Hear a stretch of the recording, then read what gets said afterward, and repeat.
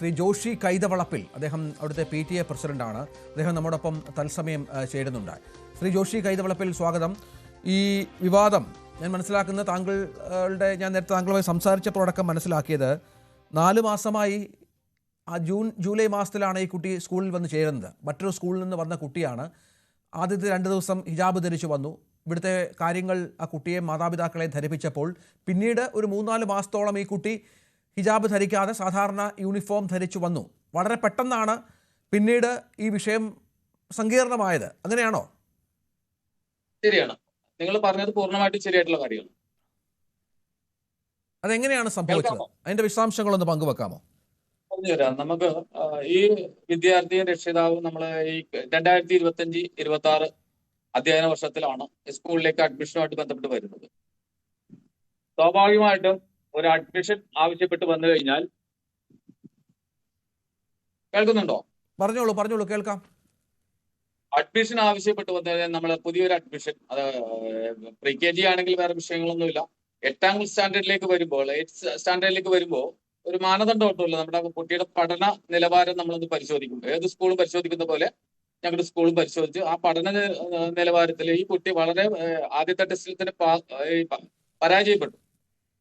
പരാജയപ്പെട്ടപ്പോൾ നമുക്ക് മനസ്സിലായി, സിമ്പിളായിട്ട് കൊടുത്ത ടെസ്റ്റ് പോലും പരാജയപ്പെടുമ്പോൾ ആ കുട്ടിയുടെ പഠന നിലവാരം എത്രത്തോളം ഉണ്ടെന്നുള്ളത് നമുക്ക് മനസ്സിലായി. പക്ഷെ ഞങ്ങൾ പാരന്റ്സിന് ഒരു വാക്ക് കൊടുത്തു, ഞങ്ങൾക്ക് ഇങ്ങനെയുള്ള കുട്ടികളെയാണ് ആവശ്യം. നന്നായിട്ട് പഠിക്കുന്ന, റാങ്ക് മേടിക്കുന്ന കുട്ടികളെ ഞങ്ങൾക്ക് ആവശ്യമില്ല. പക്ഷെ പിന്നോക്കം നിൽക്കുന്ന കുട്ടികളെ സെന്റ് റീസാസ് പബ്ലിക് സ്കൂളിന് ആവശ്യമുണ്ട് എന്നുള്ള ഒരു മാനേജ്മെന്റിന്റെ തീരുമാനവും അത് PTA ഒരു സപ്പോർട്ടും കൂടെ അവരത് ഞങ്ങൾ എടുക്കുകയാണ്. ഈ കുട്ടിയെ എങ്ങനെയാ ഡെവലപ്പ് ചെയ്ത് കൊണ്ടുവരിക, നമ്മുടെ പൊതുസമൂഹത്തിലേക്ക് ഒരു നല്ല ഒരു ഏറ്റവും പിന്നോക്കം നിൽക്കുന്ന ഒരു ഈ പറയുന്ന പഠനത്തിൽ പിന്നോക്കം നിൽക്കുന്ന ഒരു കുട്ടിയെ ഞങ്ങളത് ഉന്നത നിലയിലേക്ക് ഉയർത്തിക്കൊണ്ടുവരാനായിട്ടുള്ള ഞങ്ങളുടെ ഭാഗത്തു നിന്നുള്ള ശ്രമത്തിന്റെ ഭാഗമായിട്ട് ആ കുട്ടിക്ക് അവിടെ അഡ്മിഷൻ കൊടുക്കുന്നു. അവര് കൃത്യമായിട്ട് നമ്മുടെ റൂൾസ് ആൻഡ് റെഗുലേഷൻ ഒക്കെ മറ്റു സ്കൂളിൽ നിന്ന് വന്നുകൊണ്ട് അവർക്ക് ഏകദേശമൊക്കെ അറിയാമല്ലോ. അപ്പൊ അതുകൊണ്ട് അവര് നമ്മളോട് ആവശ്യപ്പെട്ടതും ഞങ്ങൾ അങ്ങോട്ട് പറയുന്നതും ഒക്കെ ആയിട്ടുള്ള കാര്യങ്ങൾ കൃത്യമായിട്ട് ഞങ്ങൾ അവർ ബോധ്യപ്പെടുത്തിയതാണ്. ഇവിടെ ഇത് ഇങ്ങനെയാണ്, ഈ സ്കൂളിന്റെ അച്ചടക്കവും ഈ റൂൾസും അല്ലെങ്കിൽ യൂണിഫോം ഇങ്ങനെയാണ്, ഇവിടെ വരേണ്ടത് ഇങ്ങനെയാണ്, എല്ലാ കാര്യങ്ങളും കൃത്യമായിട്ട് അക്കമിട്ട് നിരത്തി അവരെ ബോധ്യപ്പെടുത്തിയിട്ടുള്ള. ഒന്ന് തുടരണം ശ്രീ ജോഷി, താങ്കളിലേക്ക് വരാം. ദയവായി തുടരുക. ഇപ്പോൾ ആജ്ഞ രവീന്ദ്രനൊപ്പം അടുത്ത സ്കൂളിന്റെ പ്രിൻസിപ്പാൾ കൂടി തത്സമയം ചേരുന്നുണ്ട്. അദ്ദേഹത്തിന്റെ വാക്കുകൾ കൂടി കേൾക്കണം. ആജ്ഞ, അദ്ദേഹത്തോട് സംസാരിക്കാം.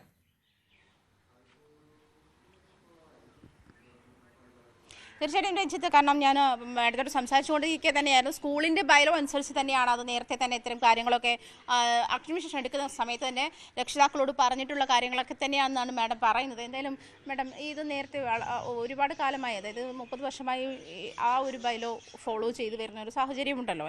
ഏത് സാഹചര്യത്തിലാണെങ്കിലും മതപരമായിട്ടുള്ള ഒരു ഇത് ഉപയോഗിക്കാൻ പാടില്ല എന്നുള്ളൊരു ഇത് വന്നിട്ടുണ്ട്. നമ്മുടെ സ്കൂൾസിൻ്റെ റൂൾസ് ആൻഡ് റെഗുലേഷൻസ് അനുസരിച്ച് ഓൾറെഡി നമ്മൾ മെൻഷൻ ചെയ്തിട്ടുണ്ട്.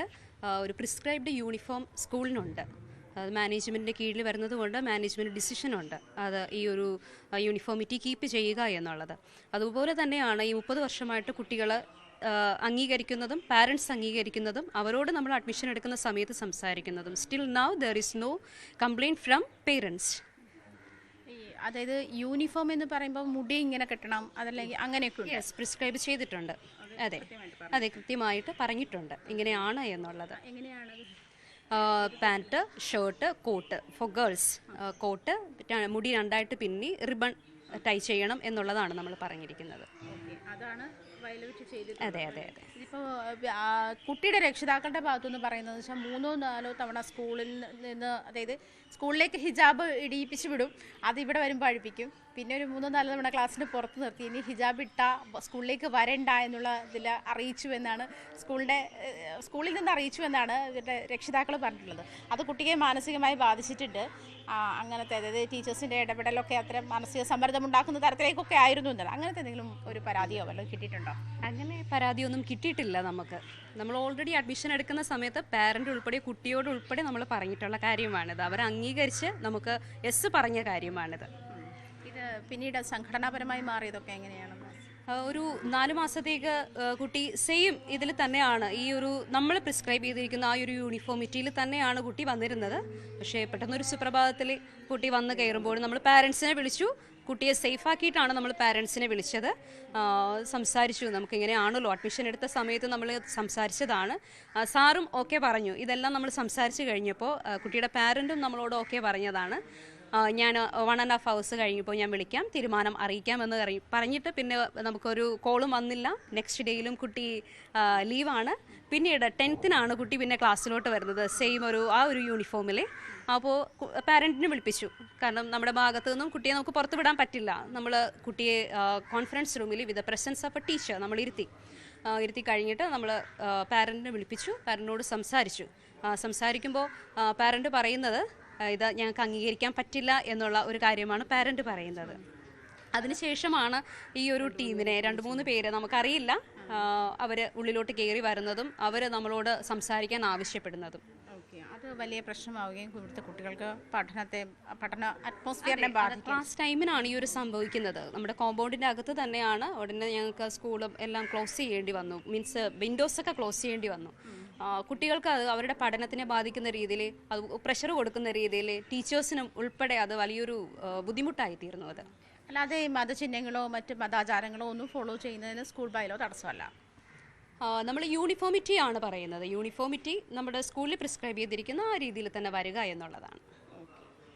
അതാണ് രഞ്ജിത്ത്, യൂണിഫോമിറ്റിയിൽ ഉണ്ടാക്കുന്ന ഒരു ഇടപെടൽ മാത്രമാണ് ഇതിലുണ്ടായിട്ടുള്ളത്. അതായത് മുടി ഉണ്ടെങ്കിൽ ഇരട്ട മുടി 2 വശത്തേക്ക് പിന്നെ റിബൺ കിട്ടണമെന്ന് തന്നെ സ്കൂളിൻ്റെ യൂണിഫോം, അതാണ് സ്കൂളിൻ്റെ യൂണിഫോമിൻ്റെ, അത് it's A part of school uniform എന്നാണ് മനസ്സിലാക്കുന്നത്. പാൻറ്റും ഷർട്ടും കോട്ടുമാണ് പെൺകുട്ടികൾക്ക്. അതുപോലൊപ്പം ഈ ഹെയർ സ്റ്റൈലും അതിനകത്ത് പ്രിസ്ക്രൈബ് ചെയ്തിട്ടുണ്ട് എന്നാണ് പ്രിൻസിപ്പാൾ നമ്മളോട് പറയുന്നത്. അത് ആദ്യത്തെ ഒരു 4 മാസം അവരത് ഫോളോ ചെയ്തിരുന്നു എന്നുള്ളത് കാര്യം കൃത്യമാണ്. ശേഷമാണ് ഹിജാബ് വന്നിരുന്ന സാഹചര്യത്തിൽ, ഹിജാബ് ഇട്ട് സ്കൂളിൽ വന്നിരുന്ന ഒരു സാഹചര്യത്തിൽ പക്ഷേ ഈ പറഞ്ഞതുപോലെ ഇടപെടലുണ്ടാകാം, മതപരമായ ഇടപെടലുണ്ടാകാം. അതിനുശേഷമായിരിക്കാം കുട്ടി അത്തരത്തിലൊരു ഇതിലേക്ക് വന്നിട്ടുണ്ടാവുക. തുടരുക. ഇപ്പോൾ കുട്ടിയുടെ പിതാവ് PM അനസ്